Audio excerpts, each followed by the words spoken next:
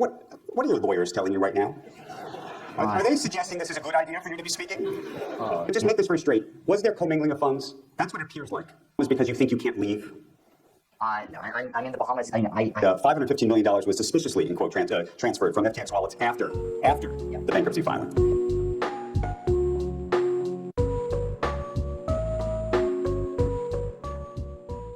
Today, there are a lot of questions that need to be asked and also need to be answered. As you know, a lot of people have been hurt, genuinely hurt. And my hope is that over the time we have together, that we can have a candid conversation about what happened, how it happened. There are people who are angry, and they are seeking answers. I just want everybody in the audience to know that I received thousands of letters and emails, even in the past couple of days. I think at this point there are two ways to view what has happened at FTX. And I know we'll get into all of the details in a moment. But I'm just going to go very basic. There's a generous view, and the generous view is that you are a young man who made a series of terrible, terrible, very, very bad decisions. The less generous view is that you have committed a massive fraud, that this is a Ponzi scheme, a manipulation of the system. And I want to start there because I think that there's so many people who have that question, which is what is this and what did happen? Yeah, look, thanks for having me. And at the end of the day, I was CEO of FTX. And that means whatever happened, whenever it happened, I had a duty. I had a duty to all of our stakeholders, to our customers, our creditors. I had a duty to our employees, to our investors, and to the regulators in the world to do right by them, to make sure the right things happen to the company. Clearly, I didn't do a good job of that. Clearly, I made a lot of mistakes or things I would give anything to be able to do over again. I didn't ever try to commit fraud on anyone. I was excited about the prospects of FTX a month ago. I saw it as a thriving, growing business. I was shocked by what happened this month. And, reconstructing it, what are there things I wish I had done differently? One of the letters I got, I want to read to you, Sam, because it's from a gentleman who said that he lost his life savings.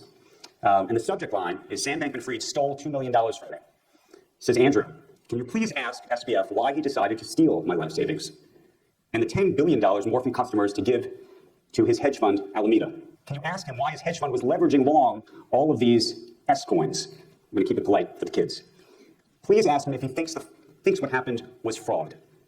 These are the kinds of letters that I've been getting repeatedly over the past several days. What do you tell this man?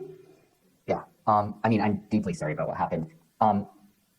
Here's, the long and short of what happened. And I'll start by saying, just to make a distinction here, you look at the US platform, you look at the international platform. The US platform, it's a US regulated platform with American users. To my knowledge, that's fully solvent, that's fully funded. And, I believe that withdrawals could be opened up today and everyone could be made whole from that none of these problems plagued the US platform. Then you look at the international platform, for their non-US users. And, as the letter says, Alameda Research did have a long position.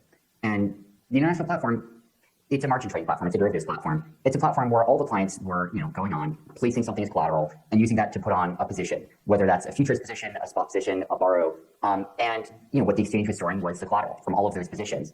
Alameda Research was, one of those that put on positions there. And as I try and reconstruct this, over the last month, I have limited access to data, but my view of it, from what I have been able to see, is roughly that, basically, look, a year ago, Alameda had, I think, something like 10% leverage, had something like 10 times the assets of the position that it had on. Over the course of the last year, there were a number of market crashes that drove the value of those assets down and the leverage up. I think it was, to my knowledge, still under 2x leverage, as of a month ago. You look at what happened this month, and in a few days, all out, PR assault, which led to a total market collapse in a pretty short period of time, no bid-side liquidity. I think more than $10 billion wiped off in a matter of days. And realistically speaking, no ability for FTX to be able to liquidate that position and generate everything that was owed from it. I think the bigger question is where Alameda got the loan from, which is to say that there is a view that this is about commingling of funds. Right. And in that letter that I just read you, this gentleman actually copy and pasted the terms of service for FTX into the email. And I just want to read you this. It says, none of the digital assets in your account are the property of or shall or may be loaned to FTX Trading. FTX Trading does not represent or treat digital assets and users' accounts as belonging to FTX Trading. So how is it possible that Alameda had this loan of such a large size? So there's that piece from the terms of service, but there were a number of other parts of the terms of service and a number of other parts of the platform on top of that. There's the borrow lending facility, where users were lending billions of dollars of assets to each other, collateralized by assets on the exchange. You had obviously futures contracts where there are leveraged positions on. Now, of course, all of this, it's meant to be the case that these are positions where FTX could, if it needed to, margin call those positions. and close them down in time such that it would cover all of those, all those shorts, all those liabilities. Obviously, that wasn't the case here, and that's a massive failure of oversight of risk management and of diffusion of responsibility from myself running FTX. But just make this very straight. Was there commingling of funds? That's what it appears like. It appears like there's a genuine commingling of the funds that are FTX customers that were not supposed to be commingled with your separate firm. I didn't knowingly commingle funds. And again, one piece of this, you have the margin trading. You have customers borrowing from each other. Alameda is one of those. I was frankly surprised by how big Alameda's position was, which points to another failure of oversight on my part, and failure to appoint someone to be chiefly in charge of that. But I wasn't trying to commingle funds. Let me ask you this. The Wall Street Journal reported that Carolyn Ellison told Alameda staffers that Alameda used FTX client funds to cover loans that were being recalled because of the Luna-triggered credit crunch. Carolyn says that she, Sam, Gary were aware of this. How do you square that with what you originally said over Twitter, that this was an $8 billion accounting mistake? So I'll point to two things. And first of all, obviously, I don't know what anyone else is thinking here. I can only talk about it from what I know, from what I knew. And a lot of this is reconstructing it over the last month. I have limited access to data. But what it seems like happened is in the middle of the year, a lot of, most of the borrower lending desks in the space blew out or closed down. And it seems like Alameda had, margin positions opened with them, and that it likely moved a bunch of that over to FTX this year when they shut down. And that means, I think it was over collateralized positions, but positions that involve substantial size and substantial US dollar size on the borrow side. In terms of the accounting mistake, again, looking through what happened, I think that there is a substantial discrepancy between what the financials were, what the audited financials were, the true financials, what the exchange understood. All of that was consistent, versus what the dashboards that we had displayed for Alameda's account there, which substantially under-displayed the size of that position. And so that's one of the reasons that I was surprised when we dug into everything at how big that position had become. You did an interview earlier this summer with Bloomberg, and you were asked about the connection between Alameda and FTX, and you said that obviously came from the same place, because it started that way, and the same original people, but most of the remaining nexuses, you said, have dropped off. Yep. I know the people from Alameda decently well, almost as if you don't know what's happening there, and there isn't like a large amount, of ways remain that we are actively working together. Anything like that, Alameda is a wholly separate entity. They're different offices, like different principal offices. We don't have any shared personnel. We're also not the same company. We not all are under the same corporate umbrella or anything like that, and yet it seems like Alameda people were living in the same penthouse where you may very well be right now, all together. Most of Alameda was not there. I don't live there now, but not there now. I have not lived there for much of the time. But I did live with one or two members of Alameda for a little while. And I'll also say that as I was earlier this summer looking at the relationship, and this is a pretty big mistake and oversight of mine, I was viewing it primarily from the trading volume perspective, because that's what drives our revenue.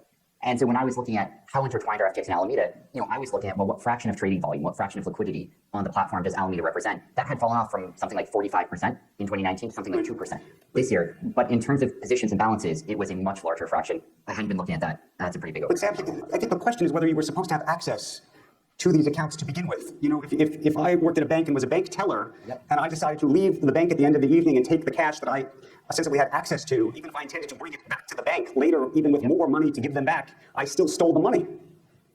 I mean, look, I wasn't running Alameda. I didn't know exactly what was going on. I didn't know the size of their position. A lot of these are things I've learned over the last month, and I learned as I was sort of frantically digging into this on November 6th, November 7th, November 8th. Obviously that's a pretty big mistake on our part. That's a pretty big oversight that I wasn't more aware. I think I was, scared of, I was nervous because of the conflict of interest about being too involved. Obviously that shouldn't have meant that I didn't have real oversight, or that it really shouldn't have meant that I failed to appoint anyone to be in charge of that oversight, that relationship. But I haven't been running Alameda. I haven't been, thinking about its finances. I haven't been, making those decisions. But as CEO of FTX, it was still my duty to make sure that one was doing diligence. I was a large owner of it. That is true, and had a lot of exposure on that side. But so why wouldn't you have been focused on it if, in fact, that's actually where the profits were? Well, I don't know that that's where. I think Alameda had made trading profits over the last few years, but FTX had made profits as well. FTX had been a profitable, growing business, and that was more than a full-time job. I didn't have the bandwidth to run two companies at once. I didn't have the attention for it. And again, I was nervous about a conflict of interest between those two, and so was pretty intentional about not being very involved in what was happening at Alameda. When did the commingling of assets begin? So, and again, lots of traders had open margin positions on FTX where they would have borrows of assets where they would be short some asset against, against other assets as collateral. That being said, again, looking through this now, I think that position size for Alameda got substantially larger over the course of 2022. And that it was, I think, substantially larger by October of 2022, probably by July of 2022 than it had been in April. It sounds like it's fair to say that there was always a connection between Alameda and FTX, and almost, not almost, but from the very, very beginning, and then it never really stopped. Well, I think it had been, in some ways, reducing. I mean, when you scroll back to 2019, Alameda and FTX were very connected in a number of ways. One of these, it was that Alameda was the primary liquidity provider on FTX. It was 40-something% of volume. It was the backstop liquidity provider. And you scroll forward to 2022, it was down to 2% of volume. We had a lot of backstop liquidity providers, but it still had a big margin position on. And I was failing to pay nearly enough attention to positions and positional risk on the exchange, and to Alameda's in particular. And I also, frankly, made a mistake that I feel pretty embarrassed to have made. A lot of these are, but I substantially underestimated what the scale of the market crash could look like and what the speed of it could look like and how correlated it would be. But do you think that just suggests that you were just perhaps hoping against hope, that this would all work out and that nobody therefore would realize what this commingling was all about? So it's not how I viewed it. And in particular, again, most of the firms had margin positions. Most of the firms had borrows on FTX. The problem here, this was too big. I was surprised by the size of it. It's not just too big. It's assets that, look, it sounds like there were assets that may have been allowable to be loaned, but then there were assets that weren't allowable to be loaned, no?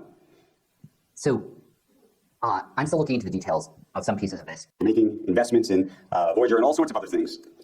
When you were doing that at that time, how much of that was an effort to prop up the value of things like FTT, which was the token of FTX, knowing that if a company like BlockFi, which owned a ton of it, that if it collapsed, FTT would collapse, and in large part, the quote-unquote collateral that you had for Alameda would collapse?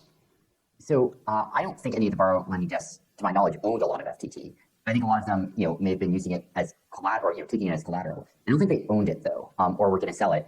And I think that most of them ended up closing down effectively all of their lines with Alameda one way or another.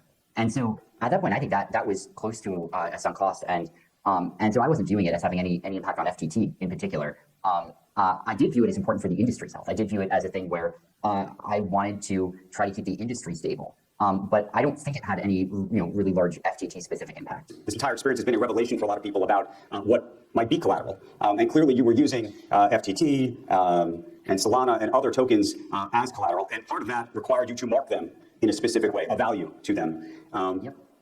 Do you think that you were marking them properly? In Alameda's case, I don't think I was marking them the way I wish I had from a risk perspective. And I want to sort of differentiate here, like, expected value or sort of like worth or something like that from security. And, I think that I don't have any strong statements to make about, what value they're assigned from sort of like, a upside perspective or even a median case perspective. But clearly I was not nearly cautious enough from a downside perspective, from the extreme downside perspective. And, I can tell you in my head, I was looking at a 30% down move over a few day period as a sort of like extreme tail case event that, we had seen once before. And then, what happened here was a 95% down move over the course of a year, and a 60% down move over a few day period with very little liquidity, and all happening at once in all of these coins in a correlated fashion, in which hedges didn't mean as much also because this was a specific crash on assets associated with Alameda Research rather than all assets. And so, even correlated hedges had limited use there, and a run on the bank at the same time. And all that are things, in retrospect, I should have expected might happen in an extreme scenario because that's how markets work. And, we've seen other examples of that in history where when things get really bad, they get really bad for all of the relevant things at once in a very direct and correlated and quick way. I want to go back to the BlockFi acquisition for a moment. How much money do you think Alameda, I'd say that they had a lot of FTT, but that Alameda had borrowed from BlockFi at the time of the bailout? I honestly don't know, but I would have guessed like 100 million, maybe a couple hundred million, but I honestly don't know the answer to that.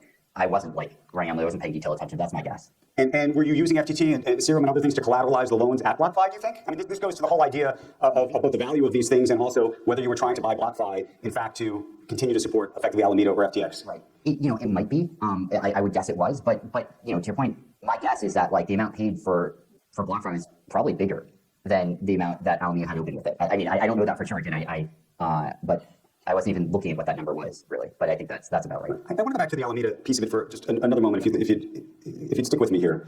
You told investors and regulators that you were not involved in Alameda decision making, and yet in the case, Alameda invested $1.15 billion in Genesis digital assets without your consultation or approval. That's the question. And my understanding is you also served on the board of Genesis Digital Assets. And so I'm trying to understand how you wouldn't have been involved with Alameda. So I was somewhat involved with venture investing, and that was done out of a separate entity than any of Alameda's proprietary trading, than its activity on FTX or other crypto exchanges. But I was consulted on some of its VC investments, including with GDA. What are your lawyers telling you right now? Are they suggesting this is a good idea for you to be speaking? No, they are very much not. I mean, the classic advice, right? Don't say anything. Recede into a hole. And it's not who I am. I mean, it's not who I want to be. I don't have.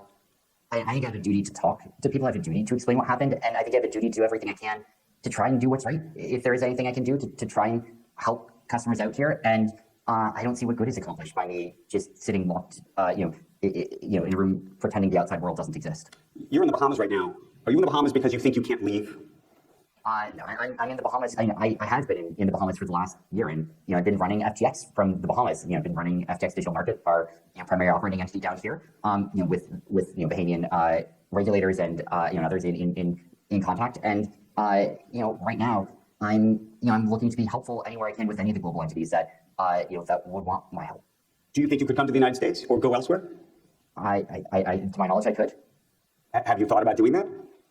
I've thought about it, and I mean, I've seen a lot of the obviously all of the hearings that have been happening. I would not be surprised if sometime I am up there talking about what happened to our representatives or wherever else is most appropriate. How concerned are you about criminal liability at this point? So I don't think that. I mean, obviously, I don't personally think that I have. But I think the real answer is that's not. It sounds weird to say, but I think the real answer is that's not what I'm focusing on. It's there's going to be a time and a place for me to sort of think about myself and my own future, but I don't think this is it. Like right now, I mean, look, I've had a bad month. This is not the main time for me, but that's not what matters here. Like what matters here is the millions of customers. What matters here is all the stakeholders in FTX who got hurt and trying to do everything I can to help them out. And as long as that's the case, like I don't think that what happens to me is the important part of that, and I don't think that's what it makes sense for me to be focusing on. Sam, help me with this. On November 7th, you tweeted and then deleted a tweet that said, quote, FTX has enough to cover all client holdings. We don't invest client assets, even treasuries. Yeah. We've been processing all withdrawals and will continue to be, unquote. You then deleted that tweet. And literally just moments ago, you told me it was on November 7th that things took a turn. Yep. You're telling the truth?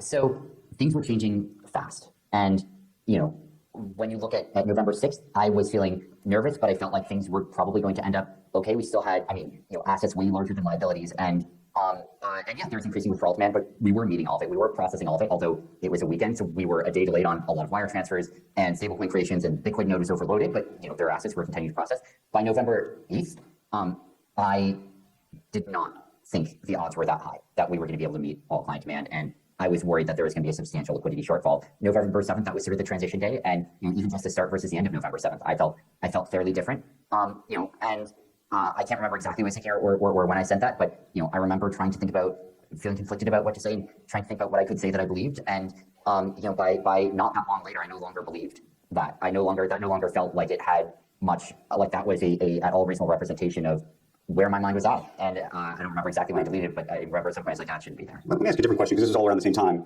The New York Times reported that $515 million was suspiciously, in quote, transferred from FTX wallets after the bankruptcy filing. Yes. And there have been accusations that this is the assistance effectively of theft. Where did that money go? So I will caveat this by saying at that point, I was being cut off from systems. And so I'll give you the answer to the extent that I know it, which is that I believe that a few different things happened within a short period there. I think that the U.S. team took actions to seize some of the assets and put it in custody from the exchange. I believe that it has been announced that the Bahamian regulators took some of the assets into safekeeping as well around that same time. And I think there may have, in addition to both of those, also been some actually improper access of assets on the exchange. And I don't know the details of that. I don't have the resources to trace through exactly what happened there. And I don't know who is behind that third part. I want to go back to one thing about the Bahamas. The Bahamian authorities have now admitted effectively that they ordered the transfer, it sounds like, of certain FTX assets to wallets under their control after the U.S. bankruptcy was filed. Did you help them with that? Did you discuss that with them? So I can't discuss specifics, but I will note that prior to Chapter 11 having been filed, the Bahamian authorities had placed FTX Digital Markets, the Bahamian entity, which is the primary operating entity of FTX International, under supervision of a JPL system in the Bahamas, with oversight from the Securities Commission of the Bahamas, and were, to my knowledge, taking actions to protect FDM's clients and customers there. So you were sitting in the Senate at the time. On February 9th, 2022, during a hearing, you said, quote, on FTX U.S. derivatives, all of these contracts are fully collateralized. Was that true? Yes, and again, FTX US, to my knowledge, totally solvent. FTX US derivatives, totally solvent. And in fact, I believe FTX US derivatives, Ledger X, may even be up and running right now. I'm confused why FTX US is not processing customer withdrawals right now. I would think it should be, because I believe, to my knowledge, that it could be and could make all Americans 100% whole from this. So and FTX US derivatives, as I said there, doesn't even allow leverage of any sort. It was close to a spot trading platform. And so, yeah, to my knowledge, all American customers and all American regulated businesses and exchanges here are, I think, at least in terms of client assets, are okay. Obviously, I don't know what's happened with, you can make your own judgments about the enterprise value of those businesses. But over the summer, you paid a $2.5 billion loan to Barry Silver's Genesis. This was in August. And I was just trying to think through the dynamics of what might have been happening at your firm and was wondering, where did the money come from? So when you say you did that, I presume that that's Alameda Research that did that. Is that right? Yes, yeah, that's the case. So I don't have all of the details there, but my understanding is that, and I don't know exactly what's going on Genesis' side then, I don't know now, but my understanding is I believe Genesis tried to call in a large number of loans from Alameda. I believe that happened, and that closed down a lot of positions that Alameda had opened with Genesis and other trading desks. And that was what I was thinking at the time. That's, I think, what happened there. I also think that may have led to an increase of position size of Alameda on FTX in retrospect. You did an interview, I think perhaps inadvertently, over Twitter DMs with a reporter at Vox, and had spoken about ESG, but also about what you described as the shibboleths of what it meant to look good in corporate America today. And that a lot of the things that you were doing were not necessarily things you actually believed or believed in. Can you speak to that? Yeah, absolutely. And I was a frustrating series. Was not meant to be a public interview with a longtime friend of mine who I stupidly forgot was also a reporter. I thought I was speaking in a personal capacity. I'm not sure what they thought the capacity was at the time, but it certainly ended up being reported on. And I think what I'd say is, look, there are a lot of things I think have really massive impact on the world, and ultimately that's what I care about the most. And I mean, I think frankly that the blockchain industry could have substantial positive impact, but I was thinking a lot about bed nets and malaria, about saving people from diseases no one should die from, about animal welfare, about pandemic prevention, and what could be done on a large scale to help mitigate those things. I think matter, and they're among the most important things to me. Separately from that, there's a bunch of bullshit that regulated companies do to try and look good, and these are things that everyone who does them basically knows they're kind of dumb. That these are not things that are making large impact on the world. These are not looking at saving thousands of lives. These are the kind of like, if like 3 different quarterbacks throw a touchdown in the same game for the same team, we'll donate 2 used cars to charity type campaigns, where it's not going to happen. It's never happened. There's no expectation of a car getting donated. It's just a PR campaign, sort of masquerading as do-gooderism, and things like greenwashing are things which I think end up in a somewhat similar area. Fair to say you participated in this. Yeah, we all did, and FTX did as well. And there are things I felt like we needed to do for the business. There are things that I felt like were crucial for us being able. I mean, I wish the world didn't work this way. I wish that these weren't relevant to your ability to get regulated, to your ability to get bank accounts, but they were. And we had promotional campaigns, we had marketing slogans, and we thought about what we could do to. And we thought of ourselves as legitimately trying to do good, but we also thought about what we could do to make sure that our image reflected that. And there's a lot of just unimpactful things there that ultimately I think in some circles got more attention than actually impactful things. I think that on the more tasteful end of the spectrum, you can see things like small scale but real charitable initiatives. And on I think the less tasteful end of the spectrum, frankly speaking, I mean, I think even things like making sure that all materials have perfect English grammar is a thing where that was important. Sam, let me ask you about this, though, because the other piece of it is using your money and influence, and I think there's a question about whose money you were using, but to donate, for example, to the Democratic Party, in large part to influence regulation. And I think as people have looked through now some of the regulation you were pushing for at CFIUS, for example, some of that regulation would have allowed you, frankly, to, quote, self-certify a lot of what was going on at FTX. And there are people who look at that and say it was all part of a scheme. So, I mean, unpacking pieces of that, when you look at like this, the CFTC regulation there, ultimately there may have been an ability to self-certify contracts, but prior to that, we went through a congressional hearing, a public comment period, a public roundtable, a year of inquiries, and tens of thousands of hours, thousands of pages of submitted documents, and still had not gotten to the point of having a license to offer margin futures in the United States. And so it was an extraordinarily long and hard process that we were going through with the CFTC. It was by far the most intensive regulatory process that I've ever seen. Can you speak to the lobbying piece of it, though? Yeah. And the donations piece of it? Because I think that's become part of the story as to whether you effectively were influencing lawmakers to do your bidding. And given the state of your current company, questions about whether that should be the case. So, I mean, lawmakers were not ruling on FTX. FTX didn't have an application before Congress for anything. My donations were mostly for pandemic prevention, and they were looking at primary elections where there were candidates who were outspoken in favor of doing things now to prevent the next pandemic. That was the primary thing that I was supporting with those contributions, and it was on both sides of the aisle, primarily operating both primaries, because I wasn't viewing it as a partisan exercise. I was not, most of this was not looking at donating to one party to beat the other one in the general elections here. It was not only was it on both sides, but even within each side, it was between two candidates in the same party, and it was looking at pandemic policy. Where did the money come from for those donations? So, basically profits. I mean, it was substantially smaller than the amount of trading profits that Alameda had made over the prior few years. Related to this, you had a meeting with Gary Gensler. You also met with folks at CFIUS. Do you think you needed to buy your way into those meetings? I mean, I don't think I need to buy my way into them. I do think it was harder than I would have thought it would be to get to the point of being even able to have meetings with some regulators. And I mean, I spent hundreds of hours, probably thousands of hours in DC trying to get to the point where I could even have meetings with some of the relevant regulators. But that wasn't a money thing. And I mean, there's no donations to Gary Gensler's. He doesn't even have a campaign to donate to in the first place. That was like elbow grease. I mean, that was just asking again and again and again to have meetings with relevant regulators and submitting hundreds and thousands of pages of documents. You also made big investments in a number of media companies, and I think that's raised a lot of questions about whether you were trying to buy influence. Can you speak to that?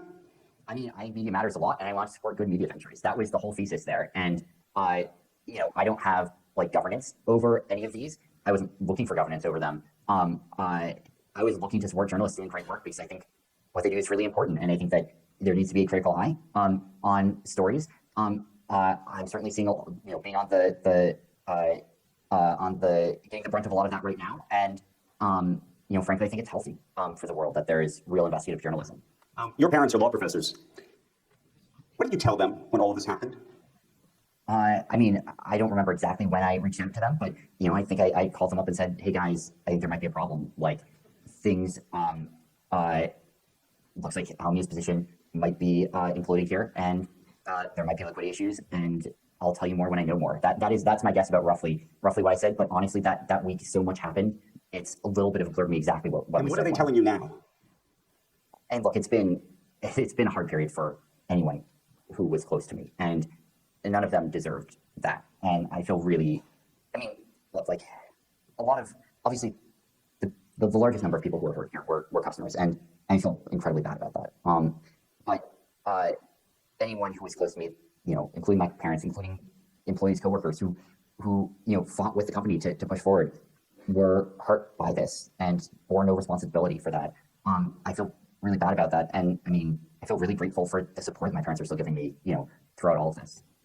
Can you explain the real estate piece of this to us? I think there's been a number of headlines, as you know, about FTX, the company, buying a lot of real estate up in the Bahamas, where you lived, at least at the time, was owned by the company. But then there's also reports that your parents signed and were effectively provided with what seemed like a vacation home. So I don't know the details of that house for my parents, but I know that it was not intended to be their long-term property. I know it was intended to be the company's property. I don't know how that was papered in, and I think that was where it was and will end up. I think they may have stayed there while working, with the company sometime over the last year. When you look at the rest of it, there were a lot of property purchases in the Bahamas.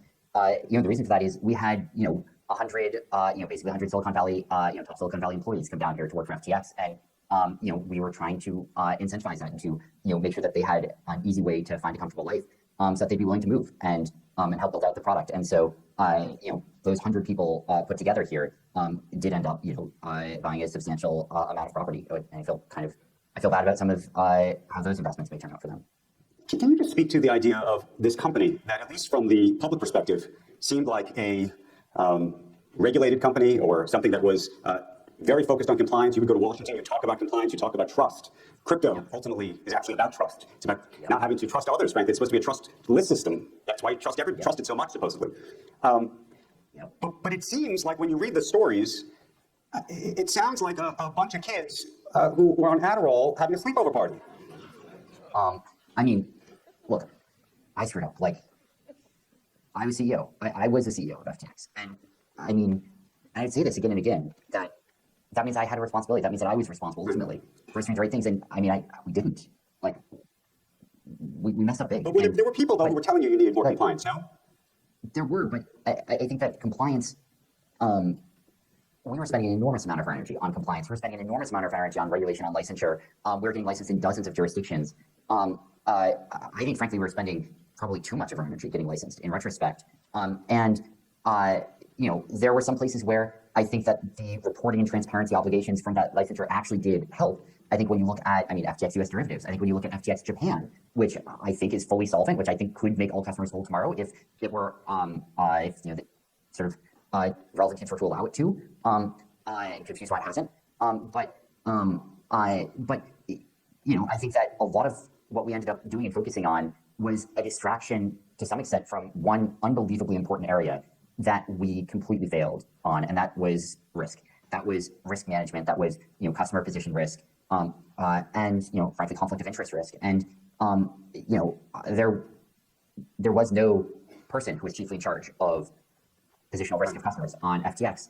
And that feels pretty embarrassing in retrospect, because that was, you go back to 2019, even 2018, and ask me, why am I starting to build out FTX? What's the point of it? And what I would have said was, look, the existing crypto derivatives exchanges have large risk management failures, that every day there are millions of dollars that are being lost by customers because of risk management failures, that these contracts are paying out 75 cents on the dollar week after week after week because of risk management blowouts, and that needs to be overhauled. And that was what I was focused on for the beginning of FTX. I was not focused on that for the last year or two. I got less grounded from that, and I started focusing on the bigger picture, on future business avenues, on licensure, on a lot of things. And we lost track of a really important part of the business and of the product. And so there absolutely were management failures, huge management failures. I bear responsibility for that. There were oversight failures, transparency failures, reporting, so many things we should have had in place. I think that a lot of it was on the risk management side. Let me ask you about that, which is, we had Larry Fink here today, and he had a stake in FTX. And Sequoia and Paradigm and some very big venture capital firms had given you money. And I'm curious if they ever asked you questions about this risk management and whether they bear any responsibility for what clearly now appears, and you're saying, was at minimum a lack of oversight, if not something much worse. I don't think they bear responsibility. When you look at, you put yourself in the eyes of an investor, of a venture capital firm. What you're thinking about primarily is upside, right? What you're thinking about primarily is investing in a private company and thinking, might this 3x, might this 5x, might this even 10x on the upside cases? And yeah, there's some chance that it will go down. There's some chance that maybe it will go down to zero. But that's counterbalanced by the upside propositions here. And so most of what they were focused on was, I think, what might FTX become? What's the pathway to get from here to there? What would it take? What are the missing pieces? Rather than, at the point where you're dwelling on all of the various precise downside scenarios and risks for a prospective venture investment, that means you're not investing. If that's where your head's at, if you think the odds are that that's where things are going to end up, why would you do that investment? Can I ask you about the drugs? You have tweeted about it. Caroline has tweeted about it. Others have tweeted about uppers and downers and all sorts of things. There have been pictures taken of something called MSAM, which apparently increases levels of dopamine to the brain. It's actually for Parkinson's. Were you taking that as a patch? So it's funny hearing this. I had my first sip of alcohol after my 21st birthday, and I think I have maybe half a glass of alcohol a year, roughly speaking. There were no wild parties here. When we had parties, we'd play board games, and 20% of people would have 3/4 of a beer each, or something like that. and the rest of us would not drink anything. I see any illegal drug use around me, at the office, at these parties, like, and when I say parties, I mean like having people over for dinner is what that meant. And look, I can't talk about anyone else, like what they're prescribed between themselves and their doctors or psychiatrists. I can say for me, I don't know, like I've been prescribed various things at various times to help with focus and concentration. And I think they have done that. I haven't felt any of the sort of impacts that I think people have been theorizing here from it. And it's not a huge impact, in the first place. Anyway, I think these have all just been totally on label use of medications, and I think things that on the margin help me focus a little bit. I wish I had been a lot more focused over the last year. I may have been unfocused in this last moment because I actually wanted to follow up on the question when we were talking about venture capitalists. Yep. Sequoia and Paradigm invested in you, but there have now been questions about the fact that you invested in them, and whether these were what some people describe in the business round-trip deals. Can you speak to that? I think well after they had invested in FTX, I don't know the details, but I think there may have been a small investment into some of their funds. I think it was something that we did because I don't believe in what they were doing. It seemed like a good opportunity, and didn't think too much about it. I'm curious, just on a very personal level, as we get close to ending this conversation, to the degree that there's been a lesson in this, and that what you see as your future at this point. I know you're taking it day to day, obviously, and I know you're an optimist as well. We talked about that. Yeah. But what do you think realistically is your future? So, what is my future? I don't know what my far future is, and when you fast forward, I have no idea what I'm going to be doing, a long time from now. I think when I look at at the near and medium term, what am I thinking? What I'm thinking is, and again, I don't know what's going to happen, and a lot is not in my hands at this point. But I want to be helpful wherever I can to regulators, administrators, internationally who are working to to help FTX's customers, and I want to be helpful wherever I can on anything that could help bring a lot more value to those customers. And I don't know where that will lead. I can say that prior to filing, there had been a lot of interest in financing, a lot of fairly strong interest, many billions of dollars worth. I can't make any promises about anything, but I would have thought that there would be a chance for a pathway forward here that would bring more value to customers than what would happen if you just sort of sold everything off for for scraps. And I don't have confidence. I can't promise I can't promise anyone anything there, and it's not really in my hands to a large extent. But I would think that it would make sense to be exploring that, because I think there's a chance that customers could end up made a lot more whole. I don't know, maybe even fully whole, if there was a really strong concerted effort. How would that happen? So there have been examples of this before in crypto history where that happened. Obviously, you can look at what happened with Bitfinex back a number of years ago, where it got hacked and then ended up making, over a few year period, customers whole. There are a lot of assets that are on hand here, although many of them are not liquid. They were worth quite a bit more than the needed liabilities a month ago, even let alone a year ago. There's at least a month ago there were or I guess 3 weeks ago, billions of dollars of potential funding opportunities. I don't know that it would have been great for my stake as a shareholder of FTX, but that's not what matters here.